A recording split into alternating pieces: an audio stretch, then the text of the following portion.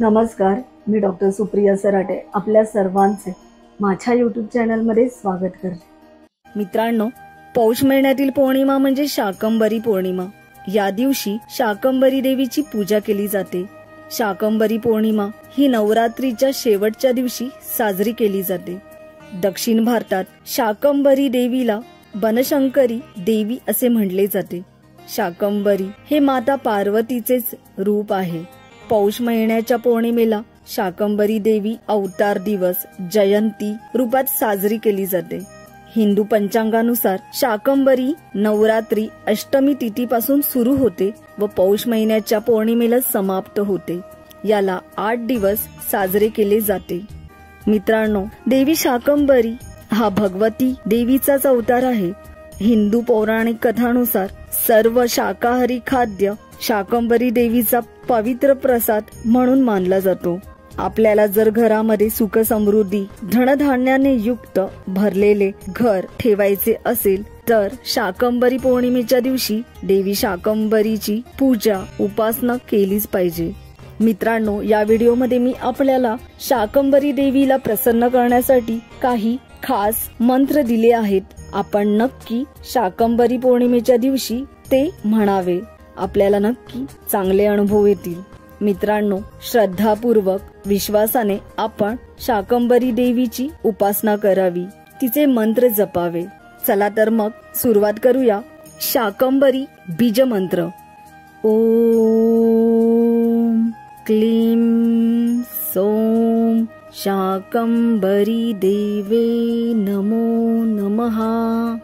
ओम क्लीं सौं शाकंभरी देवे नमो नमः। मित्रांनो, कर्नाटकात विशेषतः शाकंभरी देवीला बनशंकरी देवी असे म्हटले जाते। त्यामुळे आपण पुढील दिलेला मंत्रही म्हणू शकता, जो आहे ओम श्री बनशंकरी देवै नमः। ओम श्री बनशंकरी देवै नमः। मित्रांनो, शाकंभरी देवी ही संपूर्ण विश्वाचे पालन पोषण करणारी देवी आहे। त्यामुळे पूर्ण विश्वाचे पालन पोषण करण्यामध्ये शाकंभरी माता नेहमी मदत करते। मित्रांनो, या देवीला अन्न देवता असेही म्हटले आहे। देवी स्तुतीच्या 11व्या अध्यायात या अवताराचे वर्णन आहे। गुप्त नवरात्रींपैकी एक म्हणजे शाकंभरी नवरात्री। मित्रांनो, शाकंभरी देवीची कथाही आपण शाकंभरी पौर्णिमेच्या दिवशी वाचन करावी। मित्रांनो, आपले घर धनधान्याने युक्त राहावे, अन्न कधी घरात कमी पडू नये, यासाठी आपण पुढील मंत्र जपावा, जो आहे ओम ह्रीं श्रीं क्लीं भगवती अन्नपूर्णे नमः। ओम ह्रीं श्रीं क्लीं भगवती अन्नपूर्णे नमः। मित्रांनो, अजून एक मंत्र मी आपल्याला देत आहे, तो असा आहे ओम ह्रीं श्रीं क्लीं भगवती माहेश्वरी अन्नपूर्णे स्वाहा। ओम ह्रीं श्रीं क्लीं भगवती माहेश्वरी अन्नपूर्णे स्वाहा।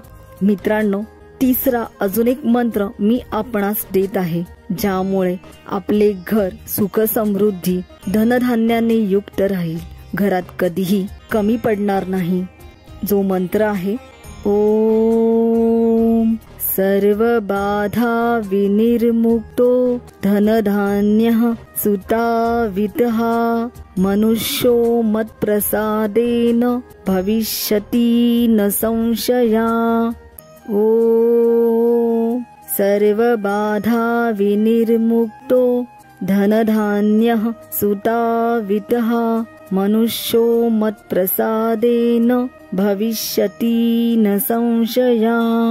मित्रांनो, या 3 मंत्रांपैकी कोणताही एक जरी मंत्र आपण शाकंभरी पौर्णिमेच्या दिवशी जपून भाजी बनवली, पुरणपोळीचा नैवेद्य दाखवला तर नक्कीच शाकंभरी देवी आपल्यावर प्रसन्न राहील आणि आपले घर सुख समृद्धी धनधान्याने युक्त असेल। मित्रांनो, शाकंभरी देवी ही देवी लक्ष्मी आणि दुर्गा यांचे एकत्रित रूप आहे।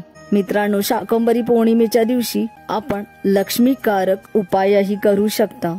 या दिवशी 5 लक्ष्मीकारक कवड्या घेऊन त्या लाल कपड्यामध्ये तिजोरीत बांधून ठेवावेत।